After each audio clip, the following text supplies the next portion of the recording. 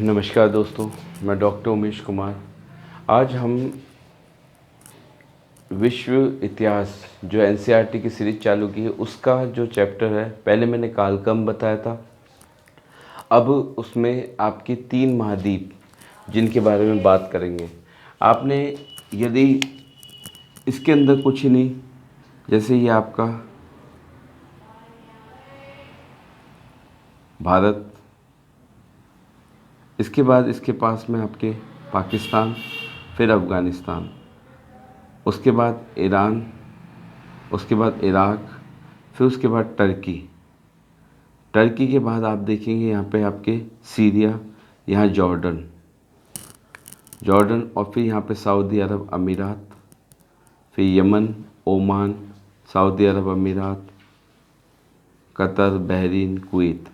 तो इस तरह की स्थिति आपको देखने को मिलेगी।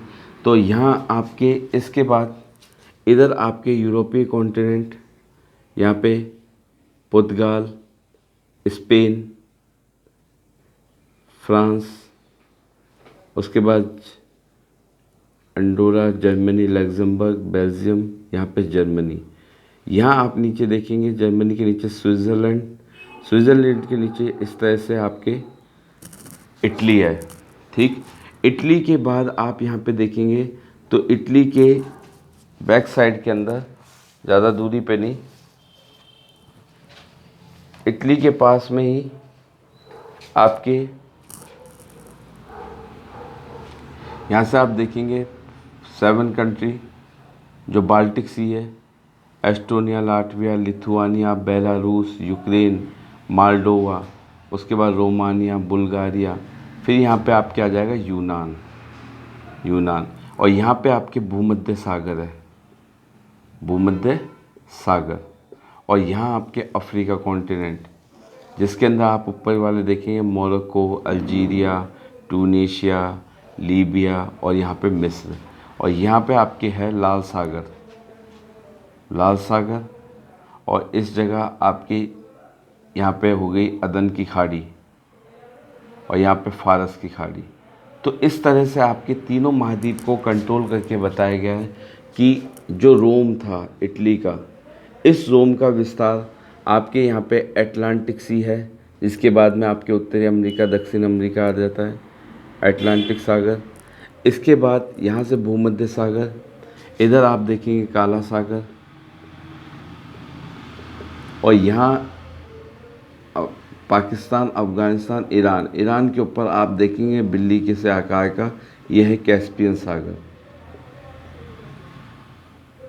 ईरान के ऊपर।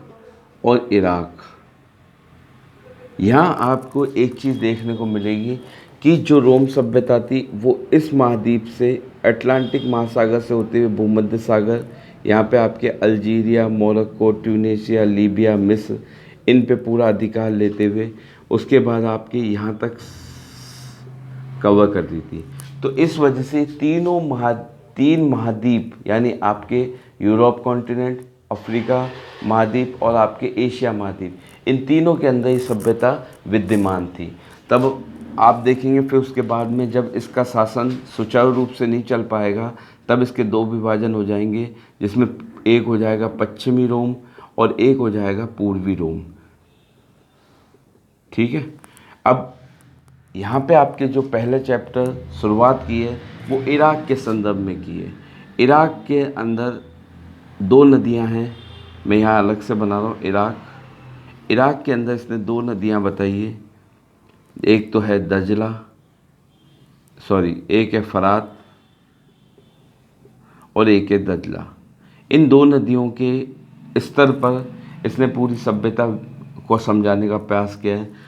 उत्तरी भूमि, जो उत्तरी भौगोलिक भूमि है, उत्तरी भाग, इसके अंदर से तो क्या है, नदियों का क्या होता था, उद्गम स्थल था और ये स्टेपी घास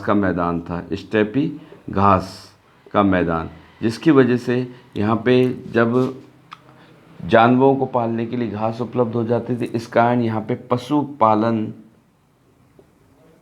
प्लस आपकी खेती, ये दोनों यहाँ की क्या होंगी, अर्थव्यवस्था के मौलिक तत्व होंगे। ठीक है, इस प्रकार आप देखेंगे दजला जो आपके एक है पूर्वी उत्तर पूर्वी भाग के अंदर ये नदियों की वजह से क्या है, नदियों का आगमन है, तो यहाँ पे वन आच्छादित है, वृक्षारोपण है, ऊंची नीची भूमि है, ऊंची नीची मैदान है। इस प्रकार की क्लाइमेट आपको यहाँ मिलेगी। लेकिन नीचे जाते जाते आप इराक के दक्षिण के अंदर देखेंगे तो यहाँ पे आपको दिखेगा रेगिस्तानी भाग क्यों, नदियों का आधार पर यहाँ पे उपजाऊपन आता था, नहरों के द्वारा यहाँ पे कृषि कार्य किए जाते थे, तो रेगिस्तानी। यहाँ पे सबसे पहले आपको शहरों की उत्पत्ति देखने को मिलेगी, शहरों की उत्पत्ति इस जगह पे देखने को मिलेगी। तो यहाँ पे आप देखेंगे उरुक, उत्तर के अंदर आप देखेंगे असीरिया, उत्तर पूर्व की तरफ आप देखेंगे उरुक, असीरिया। तो इस प्रकार आपको यहाँ पे देखने को मिलेगा बेबीलोन, सुमेर।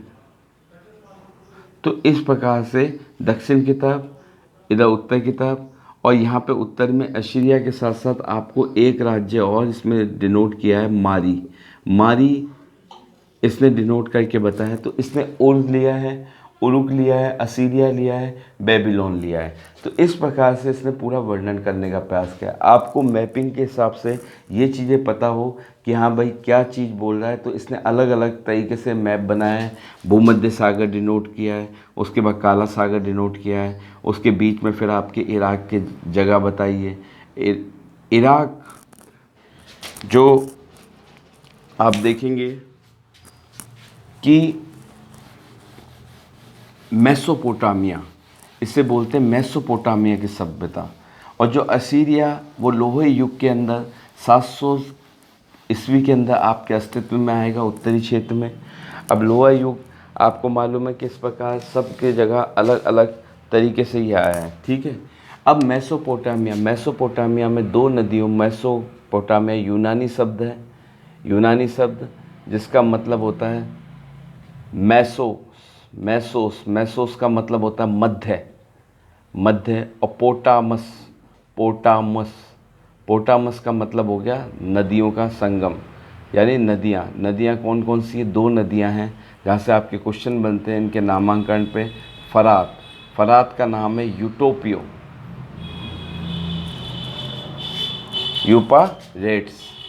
यूपारेट्स, और आपके दजला का नाम है आपके मिलता है और टिग्रिस। ये आपके यूनानी नाम पूछे जाते हैं, ठीक है। यहाँ पे ये क्वेश्चन मेसोपोटामिया, अब मैंने आपको बता दिया इसके भूमध्य सागर, ये आगे आएगा अभी, ठीक। फिर कला और साहित्य यानी जब इस सभ्यता ने अपना विकास क्रम अपने अधीन अलग अलग राज्य स्थापित किए, तो इनकी कला संस्कृति का विकास होता है। तो आपके पूर्वी भूमध्य सागर में भी इसका विकास देखा जा सकता है, जो मैंने अभी आपको मैप के द्वारा बताने का प्रयास किया। फिर उसके बाद आपके तुर्की के साथ ही आपके सीरिया के बाद में आपको देखने को मिलेगा मिस्र, क्योंकि इसका उत्तरी अफ्रीका के भाग पे भी अधिकार था, तो मिस्र तक इसकी कला संस्कृति का विकास होता है। अब आप यहाँ देखेंगे कि इनकी जो कला संस्कृति के रूप में आप देखेंगे भाषा शैली, तो उसमें आती है सुमेरियन जो सबसे पुरानी इनकी भाषा थी। उसके बाद में इसका स्थान ले लेती है अक्कादी। ये वाला क्वेश्चन पूछा गया था कि सुमेरियन भाषा की समाप्ति के बाद कौन सी भाषा अस्तित्व में आती है, अक्कादी के बाद में आप देखेंगे थोड़े समय के लिए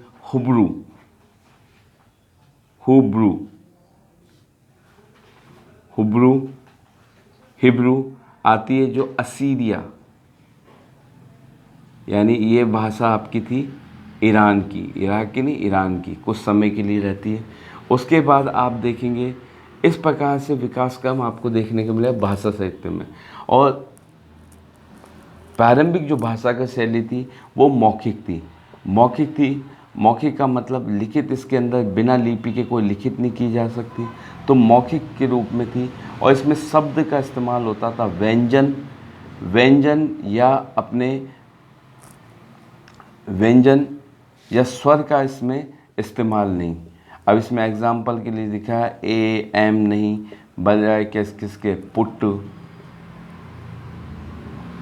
पुट। तो इस तरह से पूरे के पूरे वर्ड का यूज़ होता था, ठीक है। उसके बाद शहरीकरण, शहरीकरण के आप देखेंगे, शहरीकरण आपके रेगिस्तानी क्षेत्र, जो आपका रेगिस्तानी क्षेत्र है वहाँ पे शहरीकरण सबसे पहले देखा गया। शहरीकरण के 3 स्तर थे। एक तो मंदिर के आसपास का क्षेत्र, मंदिर के आसपास के क्षेत्र में सबसे ज़्यादा शहरीकरण देखने को मिला, क्योंकि यहाँ पे व्यापारी वर्ग भी रहता था, वहाँ पे उत्पादन करने वाले श्रमिक भी रहते थे, तो इस प्रकार से, और शासक वर्ग भी रहता था। तो ये मंदिर के आसपास के क्षेत्र में जो शहर विकसित हुए उसे बोलते हैं शाही शहर। और इसका एग्जाम्पल आपसे पूछा जा सकता है तो वो है मारी। मारी ऐसा शहर था जो शाही शहर के नाम से जाना जाता है। उसके बाद व्यापारी केंद्र, व्यापारी केंद्र मैंने बताया कि मंदिर के आसपास ही, जैसे तेल के लिए, तेल उत्पादन की, तेल की पेराई की जाती थी, अनाज को पीसा जाता था, मसालों का उत्पादन किया जाता, तो इस प्रकार से। और आपको देखने को मिलेगा शाही शहर, शाही शहर जो आपको मैंने बताया मारी। और मंदिर के आसपास आपको विकास के रूप में देखने को मिलेगा उरुक, उरुक का विकास भी मंदिर के आसपास, उर का विकास भी आपको मंदिर के आसपास, यानी क्योंकि सारी की सारी जो अर्थव्यवस्था की संरक्षक के रूप में जो व्यापारी वर्ग, आपके श्रमिक वर्ग, वो सब के सब यहाँ स्थापित होते थे। एक कंसेप्ट यहाँ पे ये देखा गया है, शहर, शहर का उद्देश्य यही नहीं होता कि रहने का स्थान, क्योंकि आपको मालूम है ना, तो यहाँ पे किसी प्रकार की, आप भी वर्तमान के अंदर भी देखें तो शहर के अंदर ना तो आपको किसी प्रकार की शुद्ध वायु मिलती है, ना शुद्ध भोजन मिलता है, तो कोई रहना नहीं चाहता। लेकिन शहर का मतलब ये था कि खाद्यान्न उत्पादन की चीज़ों के बाद, खाद्यान्न उत्पादन के बाद में जो अन्य व्यापारिक गतिविधियाँ, अन्य व्यापारिक गतिविधियाँ जारी रखने का कार्य मिलता था, जो क्या थी, आर्थिक रूप से उनको क्या बनाती थी, समृद्ध बनाती थी। तो इसलिए वो शहर के अंदर रहते थे, ठीक है। इस तरह से शहर का उद्देश्य शामिल होता है। अब शहर के अंदर आप रह रहे हैं तो शहर के अंदर रहने का ये मतलब नहीं हुआ, पहला दक्षिणी भाग जो शहरी का हुआ था उसके अंदर आपको 2 नाम देखने को मिलेंगे। एक का नाम है सुमेर और अक्कत। अक्कत का शासक सारगोन, अक्कत का शासक कौन था, सारगोन, जिसकी आपकी मूर्ति मिली थी, जिसको वापस पुनर्स्टैब्लिश कराने का कार्य कौन करेगा, आपके नेबोनिडस। नेबोनिडस एक शासक होगा जो स्वतंत्र आपके बेबीलोनिया का शासक होगा, ठीक है। उसके बाद आप देखेंगे दक्षिणी भाग। अब ये सुमेर और अक्कद यहाँ दक्षिणी भाग में, अब यहाँ पे आपको कुछ सने दे रखी है जिसमें ये बता रहा है 2000 बीसी के अंदर, 2000 बीसी का मतलब ईसा पूर्व में आपके बेबीलोनिया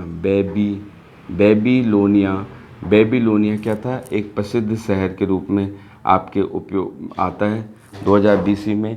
महत्वपूर्ण शहर, इसका क्षेत्र आपके बेबीलोन बोलते हैं, लेकिन इसके क्षेत्र को क्या बोलते हैं, बेबीलोनिया, ठीक है। उसके बाद आप देखेंगे 1100 बीसी के अंदर, यानी आपके लोह धातु की खोज होने के बाद आपको दिखाई देगा असीरिया की स्थापना, जो कहाँ पे, उत्तरी क्षेत्र में, कहाँ पे, उत्तरी क्षेत्र में, इराक के उत्तरी क्षेत्र में असीरिया की स्थापना होती है। और इसकी भाषा मैंने आपको बताई थी अभी, भाषा इसकी क्या है, सुमेरियन भाषा, सुमेरियन। और जो बाद में जब अक्कादी एक तरह से एक जनजाति समूह था, जब ये इस पर अधिकार कर लेगा तो यहाँ पे सुमेरियन की जगह कौन सी, अक्कद भाषा इसका रूप धारण कर लेगी, ठीक है। उसके बाद 2400 बीसी के अंदर अब अक्कादी का अधिकार हो जाता है किस पे, आपके असीरिया पे, अक्कादी का अधिकार। तो अब ये भाषा किस में चेंज हो जाती है, अक्कदी भाषा में चेंज हो जाती है, कौन सी, सुमेरियन भाषा जो आपके असीरिया की भाषा थी, अब वो किस में चेंज हो जाती है, अक्कादी भाषा में। ये पूछा गया क्वेश्चन है यहाँ पे कि सुमेरियन भाषा की समाप्ति पे कौन सी भाषा अस्तित्व में आई, तो अक्कादी भाषा 2400 BC के अंदर। ठीक है, उसके बाद आप देखेंगे 1400 BC में, 1400 BC के अंदर आपके आती है एरामाइक भाषा। एरामाइक जो किसकी भाषा थी, ईरानी थी, जिसे हिब्रू भी कहा जाता है। हिब्रू ने स्थान लिया किसका, हिब्रू के समान, हिब्रू ने प्रवेश किया, एरामाइक भाषा का प्रवेश वो हिब्रू के समान थी, और किसकी थी, ईरान की, 1400 BC के अंदर। अब 336 से लेकर 323 BC तक सिकंदर का इस पर अधिकार हो गया। तो ये जो आपकी अक्कादी भाषा थी, इसने अक्कादी भाषा आपकी फली फूली, यानी आपके पूछ लिया जाए फली फूली, यानी सिकंदर के समय आपके इराक की मेसोपोटामिया सभ्यता की भाषा कौन सी थी, अक्कादी। ये वाला क्वेश्चन आपसे ध्यान रखना है। ठीक है, ये वाला आपके पूछा गया है। उसके बाद आप देखेंगे मंदिर के चारों ओर व्यापारिक केंद्र, शाही, श्रम विभाजन। एक शब्दावली आती है श्रम विभाजन, इसको समझिए। श्रम विभाजन का मतलब क्या होता है, श्रम विभाजन। अब श्रम विभाजन आप देखेंगे तो श्रम विभाजन का मतलब होता है, जैसे इसमें आपका जो एग्जाम्पल लिया है वो एग्जाम्पल लिया है कला का, नक्काश, मूर्ति निर्माण का। अब मूर्ति निर्माण करता कौन है, मूर्तिकार। अब मूर्तिकार क्योंकि जो उसको आती है, जो कला आती है, वो केवल नक्काशी की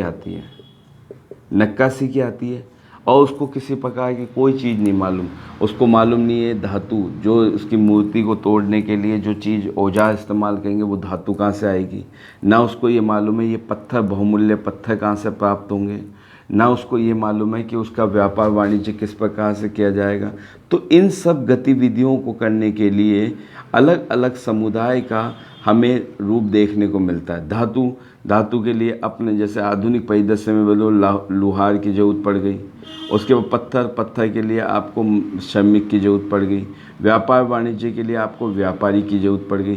तो इस प्रकार डिवीज़न था कि एक ये काम करेगा, एक ये काम करेगा, एक ये काम करेगा। तो इस तरह से अलग अलग डिवीज़न आपके श्रम विभाजन जो शहरी व्यवस्था का एक विशेषता थी। आप आधुनिक परिदृश्य के अंदर देखिए, हम सुबह सुबह दूध का इस्तेमाल करते हैं।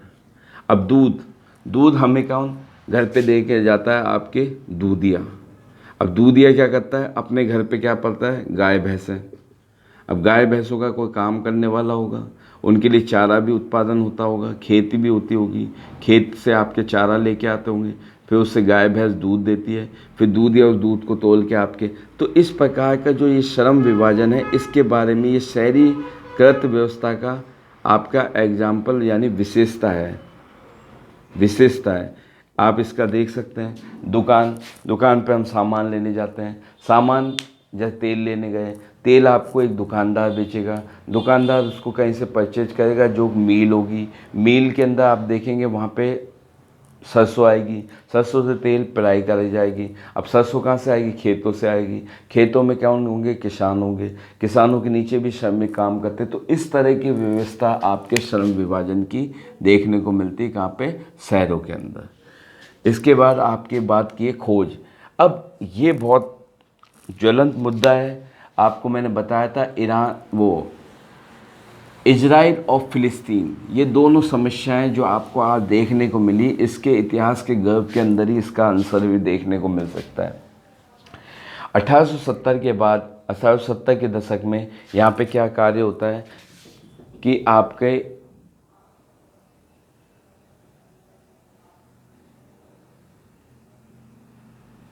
1870 के दशक में आप देखेंगे यहाँ पे खोज कार्य प्रारंभ किया जाता है। क्या हुआ था कि यहाँ पे आपके ईसाया बाइबल के दो भाग थे, ओल्ड टेस्टामेंट और न्यू टेस्टामेंट।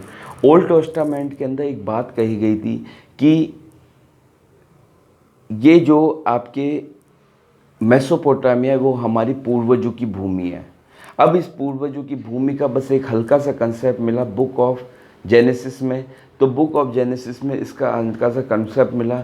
तो ब्रिटिश जो भी आपके ईसाई थे उन लोगों ने यहाँ पे अपना खोजना प्रारंभ कर दिया पूर्वजों के देश में। तो इस पूर्वजों के देश में बुक ऑफ जेनेसिस में ये विचार आया। सिमार आपके देखने को मिलता है। तो इस सिमार के अंदर आप देखेंगे सुमेर। सिमार का मतलब आपके एक शब्दावली देखने को मिली सिमार, जो सुमेर के ईंटों से निर्मित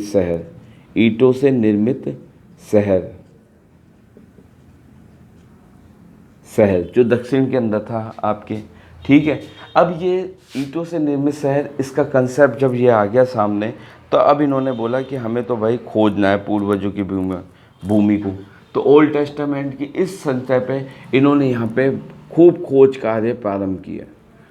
खोज कार्य तीव्र गति से प्रारंभ हुआ और इनका उद्देश्य क्या था कि जो एक पट्टिका की खोज करनी थी, पट्टिका की खोज, जिसके अंदर जो आपके ओल्ड टेस्टामेंट में लिखी है जल पलावन की कहानी का इनको सोचना था। कुछ ही नहीं था, जल पलावन की कहानी एक तरह से आपको देखने को मिलेगा। जल पलावन में नोआ, ये आपके यूरोप के अंदर तो नोआ कहते हैं इसको, और आपके ईरान के अंदर इसको बोलते हैं जीव शूद्र, और एक नाम और आ जाता है इसका जीव शूद्र और उतन पिष्टम। अब इसके अंदर ये कहानी है कि नोआ, जब पृथ्वी में जल पलावन हुआ तब ये नोआ एक नाव बनाते हैं। नाव के अंदर एक एक जोड़ा सब पक्षियों का, मानव का, इन सब का रखते हैं और बाद में ये सब बच जाते हैं और बचने के बाद ये पृथ्वी का निर्माण होता है। तो ये पट्टिका खोज करने के लिए, इसको जो उद्देश्य के लिए आपको ब्रिटिश, जो आपकी ब्रिटिश पुरातात्विक, ब्रिटिश लाइब्रेरी, उसके द्वारा क्या दिया जाता है, पैसा दिया जाता है। लेकिन लास्ट के अंदर पता चलता है ये एक मनगढ़ंत कहानी थी, तो इस वजह से इसका कोई सिद्धि नहीं होती और बाद में इनका ध्यान अपने विकास के ऊपर आकर्षित हो जाता है। इस चक्कर के अंदर इनका अधिक से अधिक उत्खनन हुआ और सबसे ज़्यादा जो उत्खनन हुआ वो हुआ उरुक शहर का। उरुक शहर का सबसे ज़्यादा उत्खनन आपको देखने को मिलेगा। ठीक है, उरुक शहर का सबसे ज़्यादा उत्खनन आपको देखने को मिलेगा।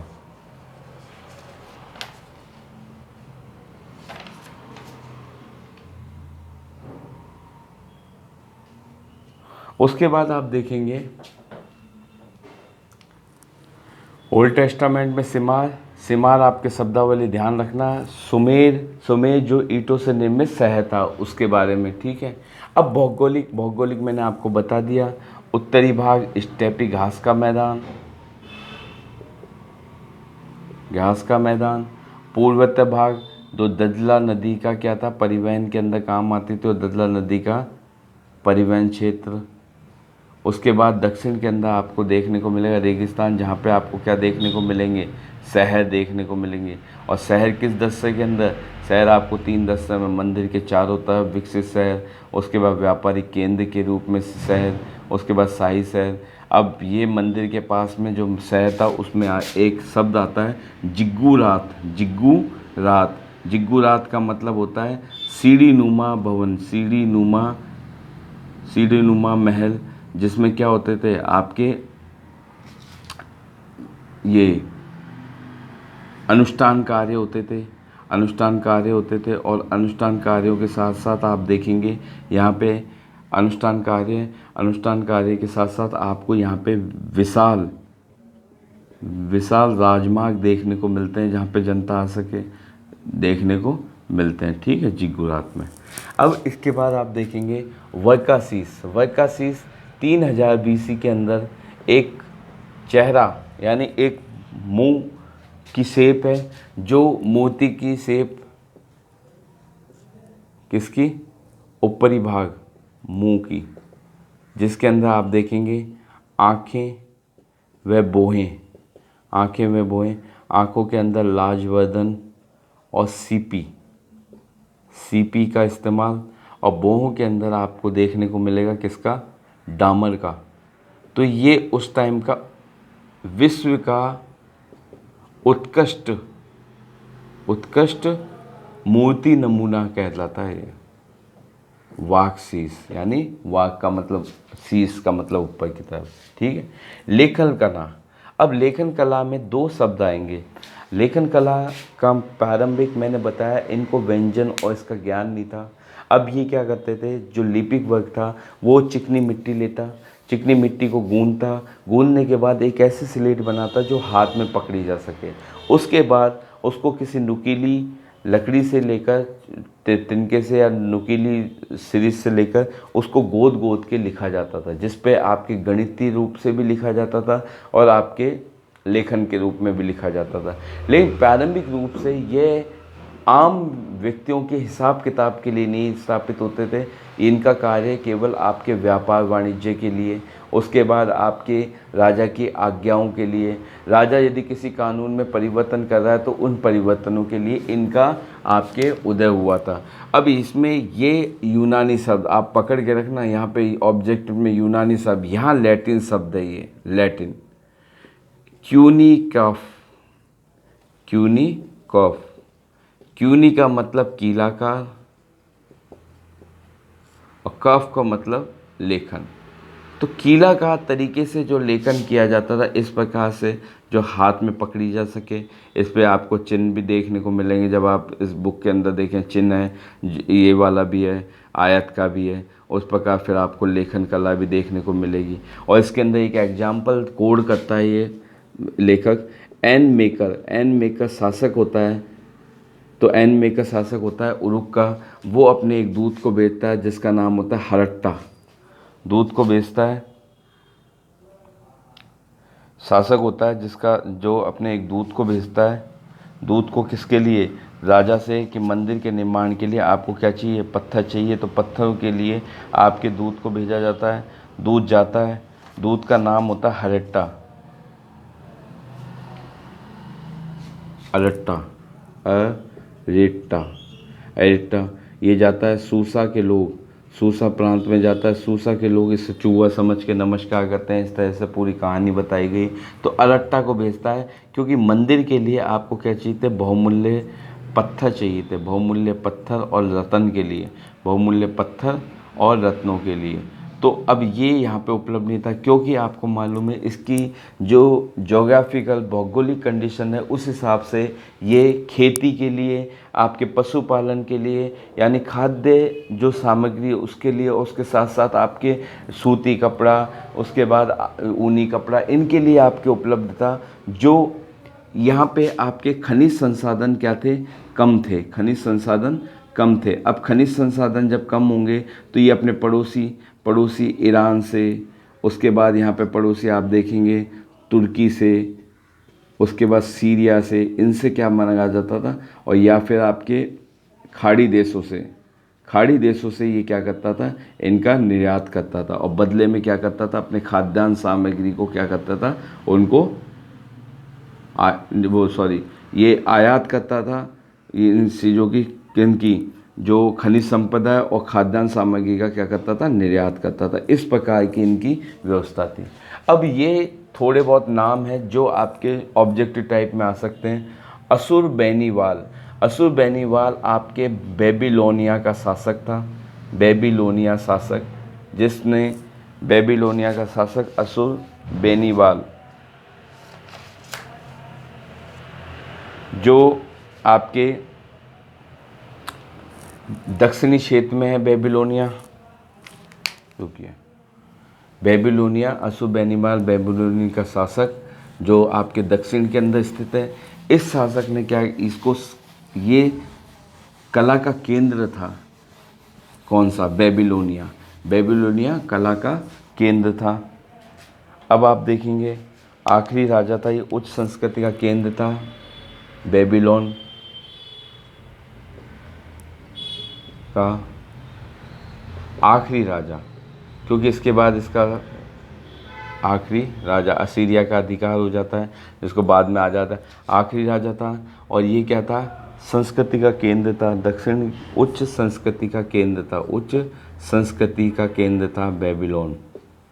इसके बाद इसका कार्य आप देखेंगे तो इसने निन्वा, इसकी राजधानी बेबीलोन की राजधानी थी निन्वे। निन्वे आपको दिखा रखा है इसने मैप के अंदर। निन्वे जो इसकी राजधानी थी वहाँ पे इसने पुस्तकालय की निर्माण करवाया, इसलिए इसका उल्लेखनीय कार्य। पुस्तकालय के अंदर आपको इतिहास का, दर्शन का, कानून का, इतिहास, दर्शन, महाकाव्य,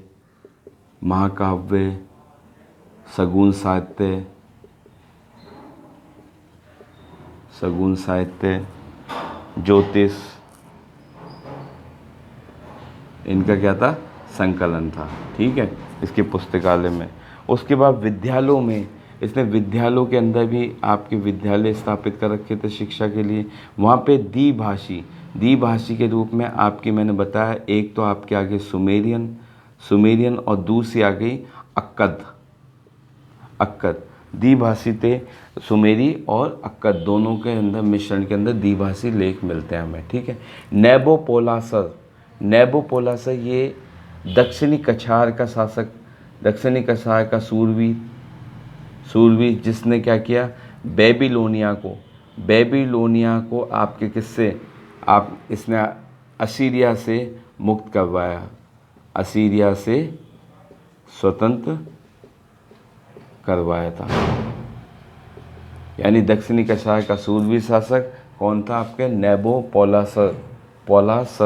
इसने क्या किया था, आपके दक्षिणी कछार का शासक था जिसने मुक्त करवाया था और अपने उत्तरी राज्य का विस्तार किया। और इसके बाद आपके 559 के अंदर, 559 ईस्वी में आपके ईरान के शासक का नाम था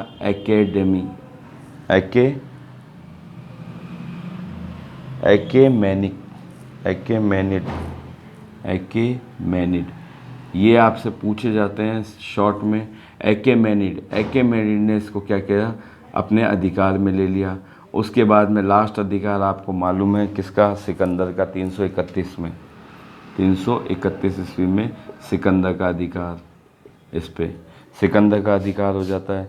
अब सिकंदर का अधिकार हो जाता है तो इस टाइम बाबुलोन का विस्तार था, ये आपसे पूछ सकता है कितना था, 850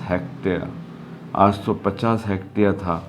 यानी अब किसी भी क्षेत्र या किसी भी नगर की स्थापना के लिए इतने बड़े क्षेत्र का यदि आप निर्माण करेंगे तो उससे कितने लोग विस्थापित होंगे, ये आपको देखने को मिलेगा।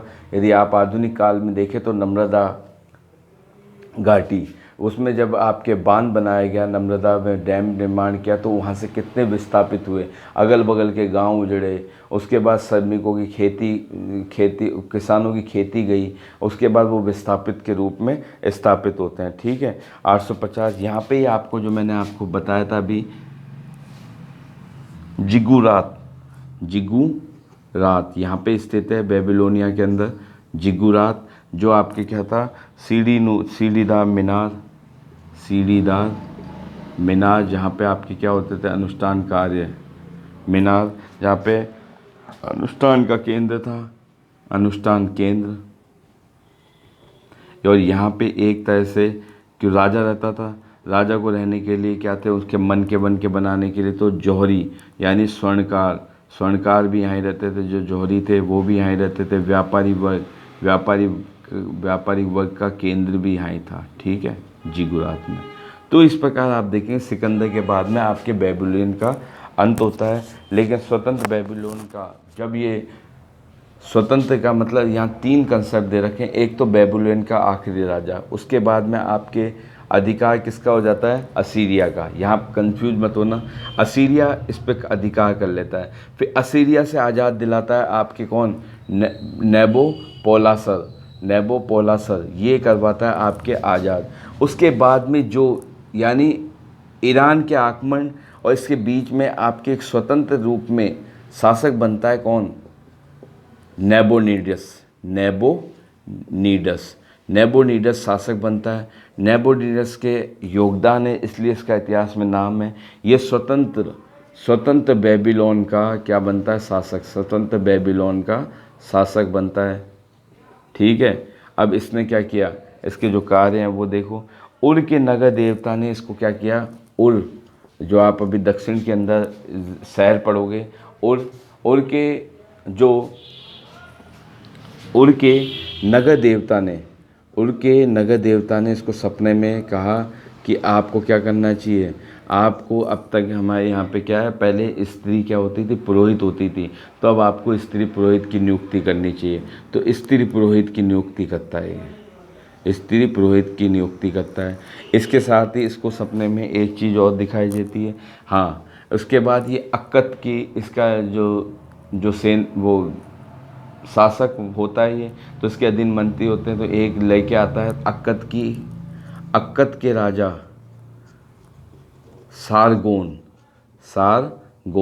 सारगोन की मूर्ति का पुनः इसके क्या होता है, ख़राब हो जाती है, बहुत सालों के बाद मिलती है तो इसके टूट फूट होती है, तो इसके बाद में पुनर्निर्माण करवाता है अक्कत के राजा सारगोन की। इसलिए इसका इतिहास में नाम है नेबोनिडस। पहले अशुरबैनिपाल अंतिम शासक, फिर उससे असीरिया ने इसको जीत लिया। उसके बाद में जो असीरिया से इसको आज़ाद करवाने का काम नेबोपोलस ने किया। उसके बाद नेबोनिडस स्वतंत्र। उसके बाद ईरान का आप पे इस पर आक्रमण होता है, अकेमेनिडी का अधिकार हो जाता है। अकेमेनिडी से कौन छीनता है? सिकंदर के काल के अंदर बेबीलोन 850 हेक्टेयर में विस्तृत था। इसमें जिगुरात एक सीढ़ीदार मीनार है जहाँ पे अनुष्ठानिक कार्य किए जाते हैं, जहाँ पे राजमार्ग बहुत खुले रूप में थे। यहाँ पे आपके जिगुरात के अंदर आपके स्वर्णकार, व्यापारिक वर्ग ये सब रहते थे, तो इसलिए विकसित होता ही। उसके बाद आपके बेबीलोनिया हो गया। असीरिया आपको मैंने बताया ये उत्तर के अंदर स्टेपी के घास के मैदान में स्थित प्रांत था असीरिया। ठीक है, 720 से लेकर 610 बीसी तक ये अपनी उन्नति की शिखर पे पहुंचा। उन्नति का शिखर मतलब साम्राज्यवादी नीति के तहत इसके अंदर क्या, अफ्रीका के मिस्र तक फैला था, अफ्रीका के मिस्र तक फैला हुआ था उन्नति के शिखर में। ये है उन्नति का शिखर, मिस्र तक इसका फैलाव था। उसके बाद में इसकी इसकी राज्य की जो अर्थव्यवस्था थी वो किस पे आधारित थी? लूट मार पद्धति पे। किस पे आधारित थी? लूट मार पे आधारित। लूट मार का मतलब यहाँ पे ये लूट मार नहीं, चोरी उचक्की नहीं। लूट मार का मतलब जनता का अधिक से अधिक शोषण, यानी जनता को आपको खाद्यान्न सामग्री में भी हिस्सा देना पड़ेगा, उसके साथ साथ आपको बेगार भी देनी पड़ेगी, उसके साथ साथ आपको पशु भी देने पड़ेंगे, धातु भी लानी पड़ेगी। तो इस तरह से जनता का आर्थिक रूप से शोषण करता है कौन? आपके असीरिया का शासक। उसके बाद बेबीलोनिया मैंने बता दिया, बेबीलोनिया के अंदर सबसे एशुरबैनिपाल, उसके बाद नेबोपोलासर और उसके बाद नेबोनिडस, जिसने आपके स्वतंत्र बेबीलोन राज्य का शासक। उर नगर के देवता ने आए तो इसने स्त्री पुरोहित की स्थापना की। ये पूछा जाता है स्त्री पुरोहित की किसने की थी, तो आपको ध्यान होना चाहिए नेबोनिडस। ठीक है, उरुक और उरुक आप देखेंगे तो उरुक आपके नगर है स्थित दक्षिण के अंदर। उर नगर स्थित है आपके दक्षिण में।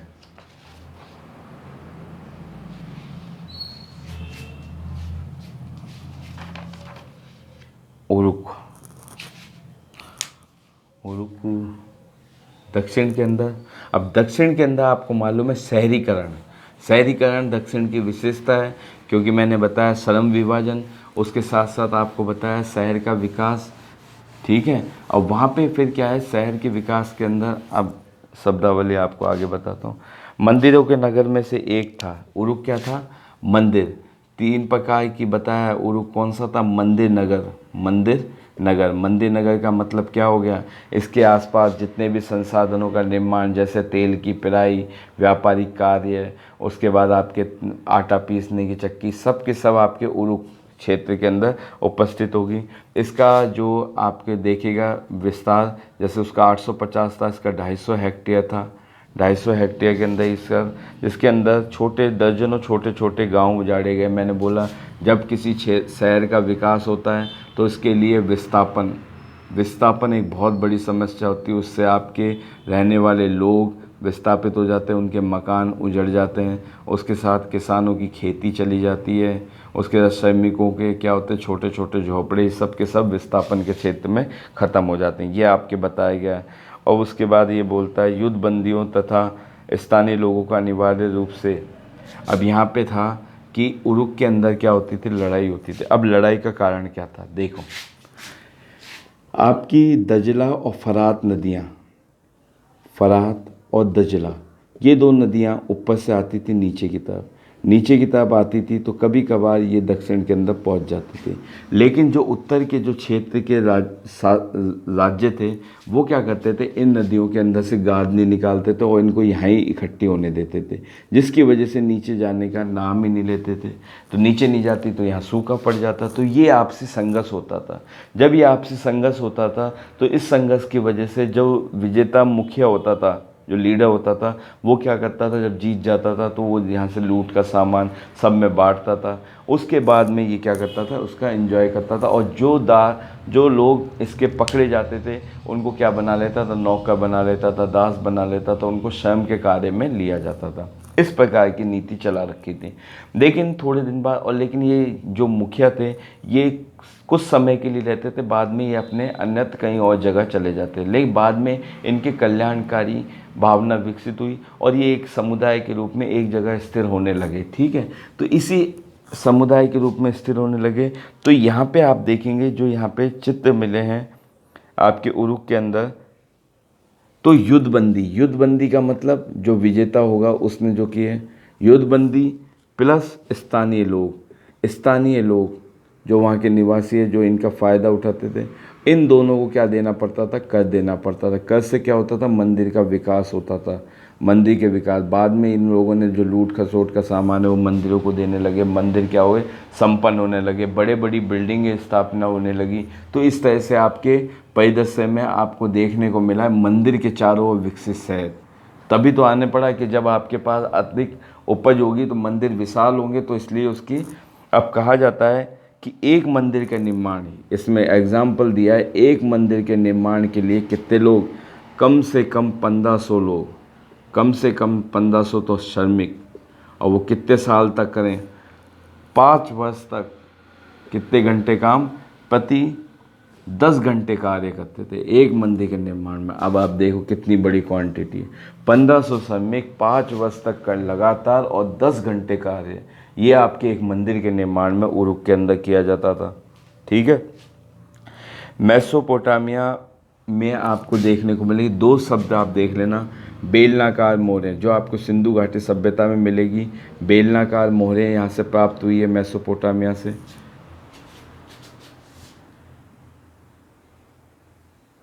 बेलनाकार मोहरें प्राप्त हुई है, जो क्या करते थे, बेलन के आकार की थी, इसके बीच में सुराख कर दिया जाता था, फिर उसके बाद में इस पे मिट्टी का लेप करके इसको क्या घुमाया जाता था, जिससे इस पे क्या हो जाती थी, चित्रित हो जाती थी ये। ठीक है, बेलनाकार मोहरें, बेलनाकार मोहरे का मतलब बीच में आर पार छिद्र और एक तिल्ली लगाकर इसको क्या कह रहा है, घुमाया जाता था, जिस पे इस पे चित्रित हो जाते थे। इस प्रकार की बेलनाकार मोहरें आपको देखने को मिली है। ठीक है, और एक चीज़ है, शहरी जो जीवन है वो क्या होता था, शहरी जीवन हमेशा क्या होता था आपका,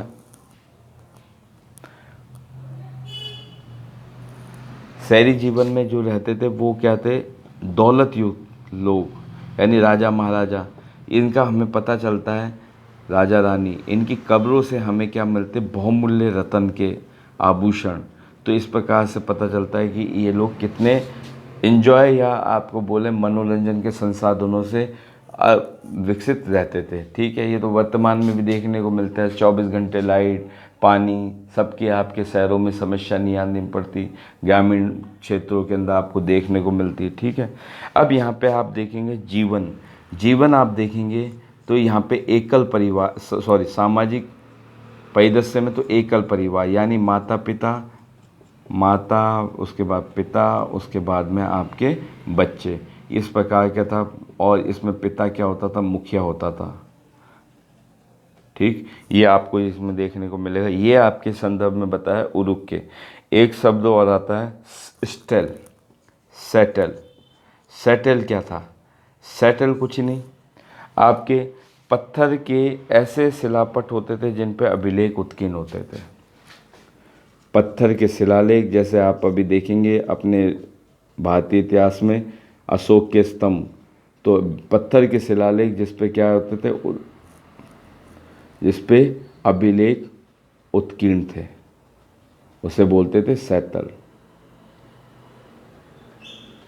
इस प्रकार आपके असीरिया हो चुका, बेबीलोनिया हो गया, उरुक हो गया। अब आते हैं अपन उर पे।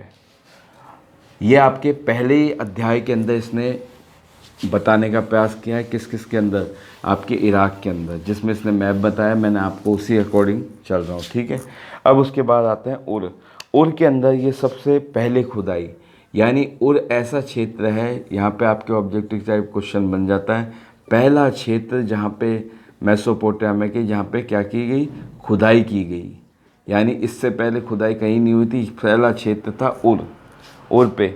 यहाँ पे लेकिन खुदाई की गई, लेकिन देखा कि यहाँ पे जो विकास था वो टेढ़ी मेढ़ी गलियाँ थी, टेढ़ी मेढ़ी गलियाँ, सकरी गलियाँ।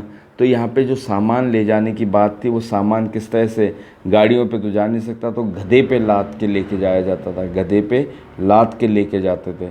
इसके बाद आप यहाँ पे देखेंगे तो यहाँ पे आपको देखने को मिलेगा गोपनीयता। गोपनीयता का मतलब यहाँ पे खिड़कियाँ नहीं थी, घरों के अंदर खिड़कियाँ नहीं थी, और जो मेन दरवाज़ा था उससे ही क्या कहते थे, रोशनी आती थी केवल, ठीक है, मेन दरवाजे से। उसके साथ आप देखेंगे यहाँ पे अंधविश्वास प्रचलित था, विश्वास प्रचलित था यहाँ पे उर के अंदर। उसके साथ में आप देखेंगे उर में नगरवासी, उर के जो नगरवासी थे और राजा थे, इन दोनों के एक साथ कब्रिस्तान देखने को मिलते हैं, एक समान कब्रिस्तान, ध्यान रखना, एक समान कब्रिस्तान। और कई बार देखने को मिलता था जो आम नागरिक थे उनके घरों के अंदर, आंगने, घर के पीछे की तरफ आंगन के अंदर भी क्या करते थे, सबको दफनाते थे, दफनाने की नीति। इस प्रकार आपके उर भी पूरा हुआ। अब मारी ऐसा क्षेत्र था जो स्टेपी घास के मैदान उत्तर के अंदर स्थित था, ठीक है। यहाँ पे आपको दो चीज़ मिलेगी, यहाँ पे खेती भी मिलेगी, तो साथ में आपको पशुपालन भी मिलेगा। और जो पशुपालन करते थे, पशुपालन के करने वाले को बोलते थे गडेरिया, और यहाँ पे एक शब्द और इस्तेमाल होता है यायावर। ये लोग क्या करते थे, अब किसान था, कृषक था, और इधर पशु गडेरिया थे, इन दोनों के बीच में युद्ध होता था। युद्ध किस लिए होता था, जब मौसम चल रहा है फसल का, तब तो चल ठीक था, तब हरियाली रहती थी, तब तो इनके पशु चल लेते थे। बाद में जब मौसम परिवर्तित होने के बाद में आप देखेंगे तो इनके खेतों के अंदर ये पशुओं को चारण के लिए छोड़ देते हैं, जिनकी वजह से इनमें युद्ध होता था। ये गडेरिया यहाँ पे आते थे किसके रूप में, सैनिक के रूप में, किराए के सैनिक, भाड़े के सैनिक के रूप में, या फिर मजदूरी करने। और फिर यहाँ से जब लाभ होता था, आर्थिक लाभ के साथ साथ यहाँ पे क्या हो जाते थे, बस जाते थे। अब बस जाने के बाद में क्या हो जाती थी, संस्कृति, यानी विभिन्न संस्कृतियों का मिलन देखने को मिलता है, विभिन्न संस्कृति को मिलन देखने को मिलता है, कहाँ पे, आपके मेसोपोटामिया की सभ्यता में। तो इस प्रकार से यहाँ पे आपके मारी देखने को मिलेगा। मारी के अंदर आपके, यहाँ पे मारी के अंदर आप देखेंगे कि किस प्रकार मारी राजा, अब यहाँ पे ये जो खाना बदोश लोग थे, ये यायावर, इनकी प्रजातियाँ दे रखी है, आप ध्यान रखना, अक्कदी,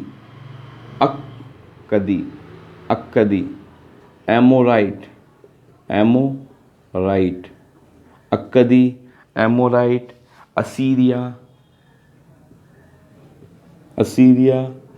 और अर्मेनिया।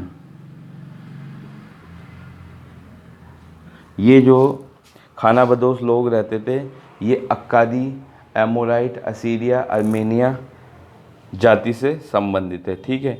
मारी राजा अपने आप को एमोराइट समुदाय, पोशाक मूल निवासियों से भिन्न, अब राजा की पोशाक तो इनसे भिन्न ही होगी, इसकी पोशाक भिन्न थी, पोशाक भिन्न किससे, आम लोगों से, ठीक है।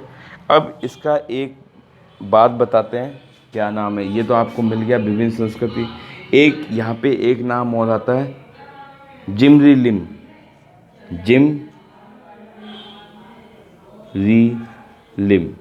जिमरीलिम महल।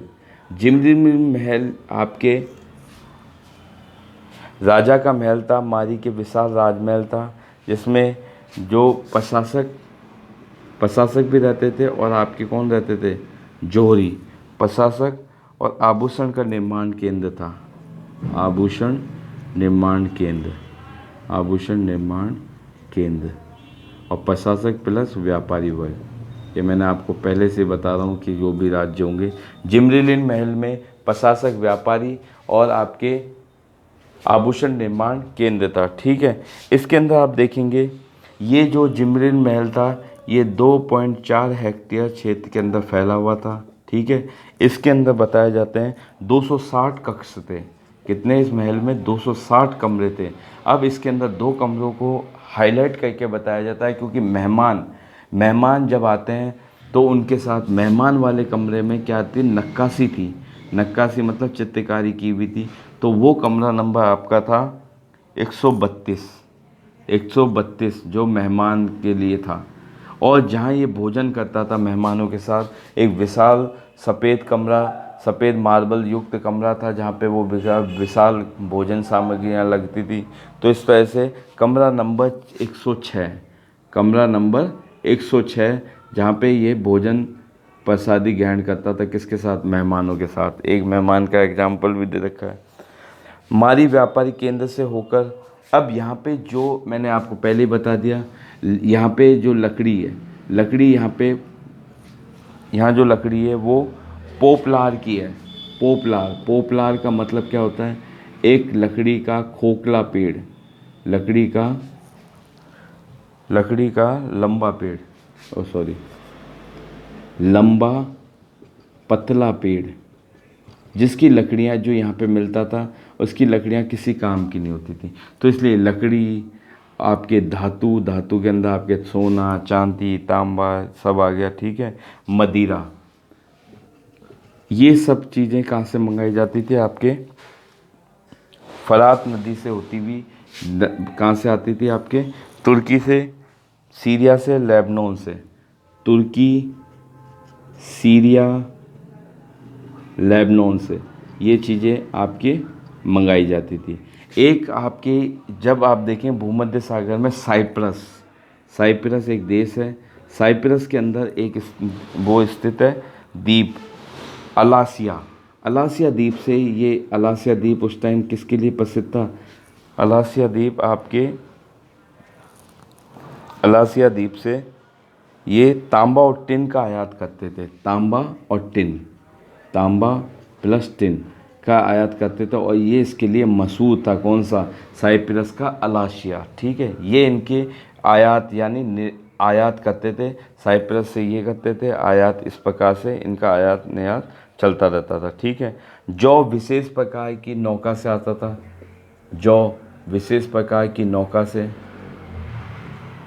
ठीक है। उसके बाद आप देखेंगे मारीनगर अपने व्यापार की दृष्टि से अद्वितीय,